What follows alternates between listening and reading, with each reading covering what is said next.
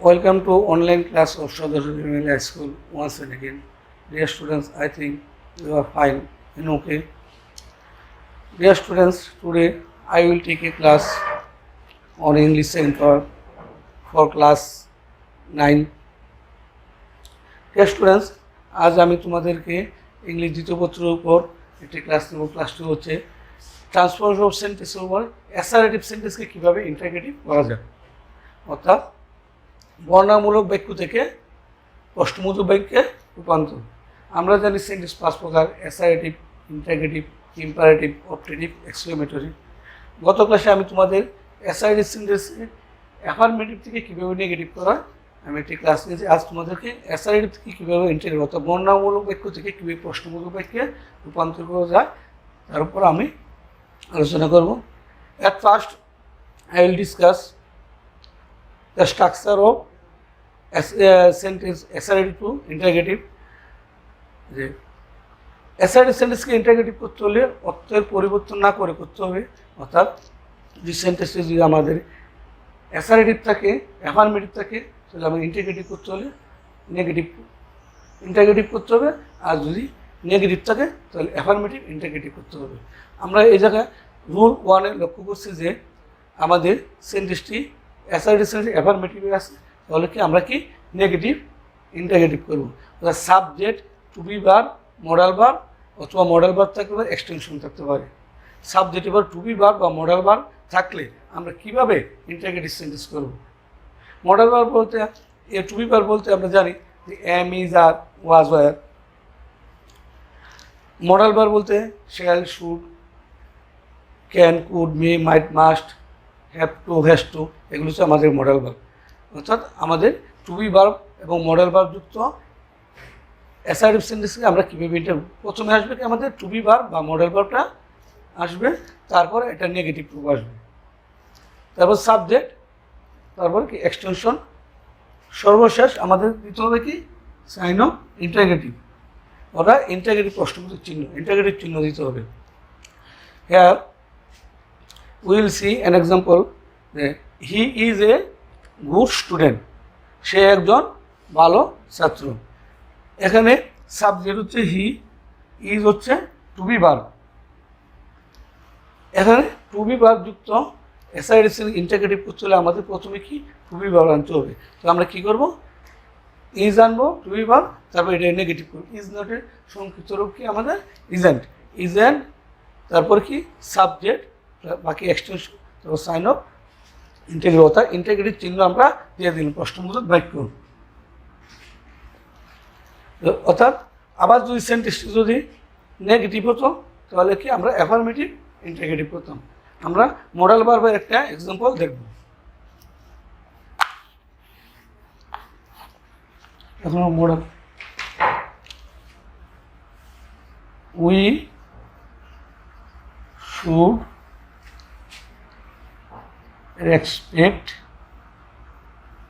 our teachers.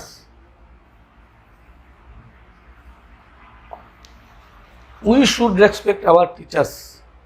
আমাদের শিক্ষকদেরকে সম্মান করা উচিত। সেন্টেন্সটা হচ্ছে অ্যাসারেটিভ। মডেল ভার্ব যুক্ত অ্যাসারেটিভ সেন্টেন্স ইন্টারগেটিভ করতে হলে আমাদের প্রথম আসতে হবে মডেল ভার্বটি শুড তো নিয়ে আসতে হবে। শুড নোটের সংক্ষিপ্ত রূপ কি আমাদের স্টুডেন্ট, নেগেটিভ রূপ উই, তারপর আমাদের বাকি এক্সটেনশন দেব। We should respect student, we respect our teachers.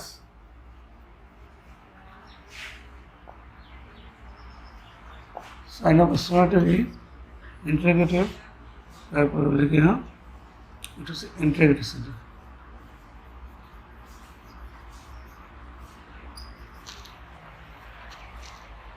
We should respect our teachers. আমাদের মডেল ভার্ব যুক্ত অ্যাসারেটিভ সেন্টেন্সকে ইন্টারগেটিভ করতে হলে আমাদের মডেল ভার্বটা নেগেটিভ দিতে হবে। তার student, we respect our teachers, আমাদের কি শিক্ষকদের সম্মান করা উচিত নয়। তারপর আমরা কি প্রশ্নবোধক চিহ্ন দিয়ে দেবো, ইন্টারগেটিভ সাইন দিয়ে দিলাম। অর্থাৎ মডেল ভার্ব যুক্ত অ্যাসাইডিস ইন্টিগ্রেটিভ করতে হলে আমাদের মডেল বা সূত্র নিয়ে আসতে তারপর নেগেটিভ বসবে।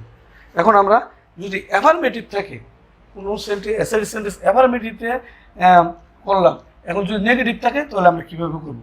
অ্যানাদার এক্সাম্পল, যদি নেগেটিভ থাকে অ্যাসাইডিস সেন্টেন্সে,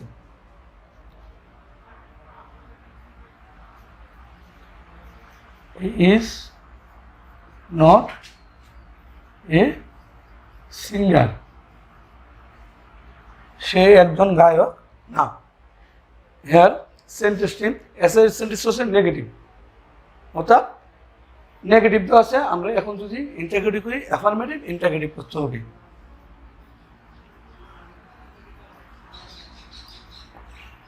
হবে কি ইসটা উঠে যাবে, নটটা উঠে যাবে, ইজ হবে ইজ হি এ সিঙ্গার। তার নট নেগেটিভ থাকলে আমাদের নেগেটিভ শব্দটা উঠে যাবে, হবে অ্যাফার্মেটিভ ইন্টারগেটিভ। অষ্টবোধক চিহ্ন, এটা হবে কি ইন্টারগেটিভ।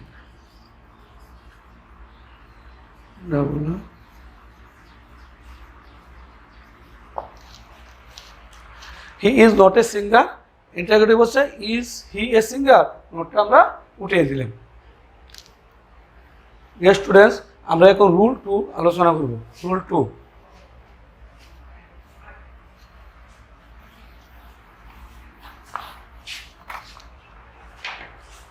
রুল 2,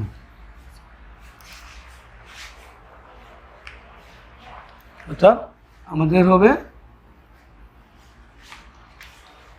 সাবজেক্টের পর প্রিন্সিপাল ভার্ব।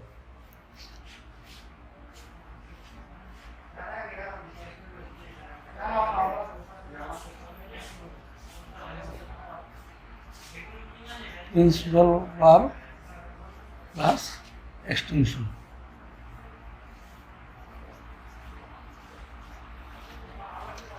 এখন আমাদের হবে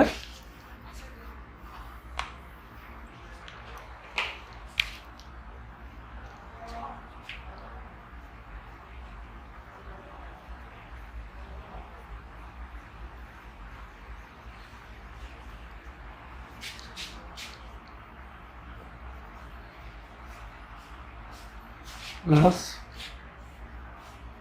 সাবজেক্ট প্লাস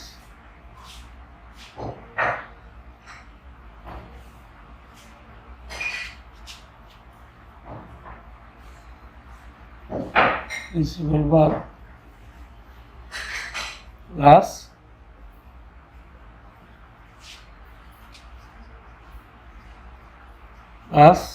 ইন্টারগ্রেটিভ চিহ্ন, প্রশ্নবোধক চিহ্ন। এখন আমরা দেখতে পাচ্ছি যে আমাদের রুল 1 ছিল subject plus to be verb বা মডেল ভার্ব, এখন হচ্ছে প্রিন্সিপাল ভার্ব। অর্থাৎ আমরা জানি প্রেজেন্ট ইনডিফিনিট টেন্স এবং পাস্ট ইনডিফিনিট টেন্স সবসময় যে স্ট্রাকচার হচ্ছে সাবজেক্ট উপর verb, present form present indefinite, subject উপর verb, past form past indefinite tense. যখন আমাদের প্রেজেন্ট ইনডিফিনিট টেন্স এবং পাস্ট ইনডিফিনিট টেন্স হবে সেন্টেন্সটি, তখন হবে আমরা ডু ডাজ ডিড ব্যবহার করব। প্রেজেন্ট ইনডিফিনিট হলে আমরা ডোন্ট বা ডাজেন্ট ব্যবহার করবো, আর পাস্ট ইনডিফিনিট ডিডেন্টের ব্যবহার আনবো, অর্থাৎ আমাদের নেগেটিভ ইন্টারগেটিভ হয়ে যাবে। এখন আমরা একটা এক্সাম্পলের মাধ্যমে তোমাদের সেন্টেন্সটি ক্লিয়ার করব। এক্সাম্পল দেখো, আই লাইক টি, আমি চা খেতে পছন্দ করি, আই লাইক টি। হ্যাঁ, I like tea, like principal verb, এর present indefinite subject verb verb present form. আমরা যদি এখন ইন্টারগেটিভ করি কীভাবে হবে? এটা হবে অ্যাসার্টিভ সেন্টেন্স। ইন্টারগেটিভ করতে হলে এখন আমরা যদি নেগেটিভ করি আই ডোন্ট লাইক টি, তো নেগেটিভ ইন্টারগেটিভ করতে হলে আমাদের কি আনবো? ডোন্টের ব্যবহার আনবো। কি আনবো? ডোন্ট আই লাইক টি, তবে কি interrogative.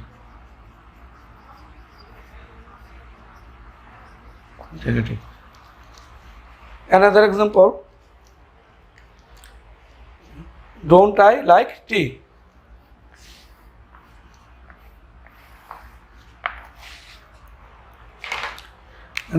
example, he goes to school. সে স্কুলে যায়। তার অ্যাসারেটিভ সেন্টেন্সটা হচ্ছে অ্যাসারেটিভ। এটা ইন্টারোগেটিভ হবে যে সাবজেক্ট হি হচ্ছে থার্ড পারসন সিঙ্গুলার নাম্বার, এই জন্য ভার্বের সাথে এস বা ইয়ে যোগ হয়েছে। আমরা যদি ইন্টারোগেটিভ সেন্টেন্স করি তাহলে আমরা এই জায়গায় কি ডাজের ব্যবহার করি। যদি নর্মালি আমরা নেগেটিভ করি, সে স্কুলে যায়, he go to school, he goes to school, সে স্কুলে যায় না, হি ডাজ নট অর্থাৎ ডাজেন্ট গো টু স্কুল। এখন আমরা ডাজের ব্যবহার ইন্টারোগেটিভ করতে হলে আমাদের কী করতে হবে, ডাজের ব্যবহার করতে হবে। কী লিখবো, doesn't he go to school, doesn't he go to school. এখন এটা হচ্ছে কি interrogative.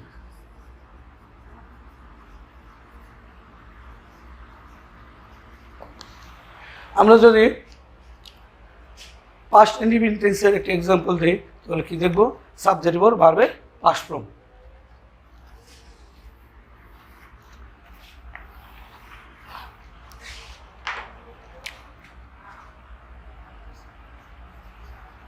They played football in the field.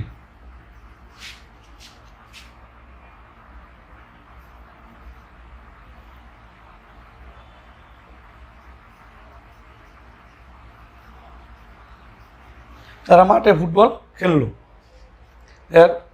দিয়ে সাবজেক্ট প্লেড, প্লেড হচ্ছে কি আমাদের ভার্বের past form, played.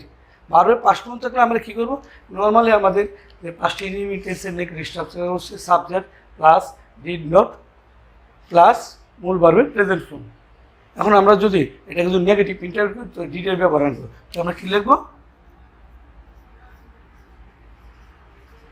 Didn't they play হবে, প্লেড এখানে প্লেড হবে না, প্লে হবে, প্লে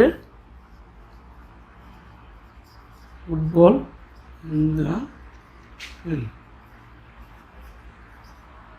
হবে ইন্টারোগেটিভ চিহ্ন, ইন্টারোগেটিভ।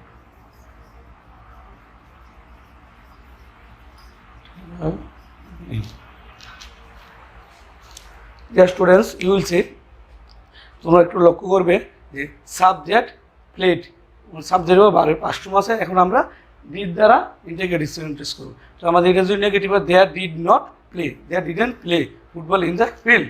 তাই আমরা ইন্টারোগেটিভ করতে ডিডেন্ট দে প্লে, সবসময় মনে রাখতে হবে ডিডের ব্যবহার হলে মূল ভার্বের প্রেজেন্ট ফর্ম, অর্থাৎ প্রিন্সিপাল ভার্বটি বেস ফর্ম হবে। ডিয়ার স্টুডেন্টস, আশা করি তোমরা সবাই আমার ক্লাসটি উপভোগ করছো এবং কীভাবে অ্যাসারেটিভ সেন্টেন্সকে ইন্টারোগেটিভ করে জানতে পেরেছো। আজ তোমরা একটু লক্ষ্য করেছো যে আমরা অক্সিলারি ভার্ব এবং মডাল ভার্ব যুক্ত অ্যাসারেটিভ সেন্টেন্সকে কীভাবে ইন্টিগ্রেটিভ করলাম এবং সাবজেক্টের উপর প্রিন্সিপাল ভার্ব যুক্ত অ্যাসারেটিভ সেন্টেন্সকে কীভাবে ইন্টিগ্রেটিভ করলাম। তোমরা বাসায় আরও প্র্যাকটিস করবে এবং আমাদের যে অ্যাসারেটিভ এবং ইন্টারোগেটিভ যে গঠনগুলো আছে, সেন্টেন্সের প্যাটার্নগুলো আছে ভালোভাবে জানবে, স্ট্রাকচারগুলো অনুসরণ করবে এবং তোমরা শিখতে পারবে। আজকে আমি তোমাদের রুল 1 এবং 2 আলোচনা করলাম। নেক্সট ক্লাসে আরও রুলস নিয়ে আলোচনা করবো। আশা করি তোমরা সবাই বাসার মধ্যে চর্চা করবে এবং আমাদের সাথে সবসময় থাকবে। Dear students, I think you have learned a crystal clear idea about assertive to interrogative sentence. Thank you very much for enjoying my class.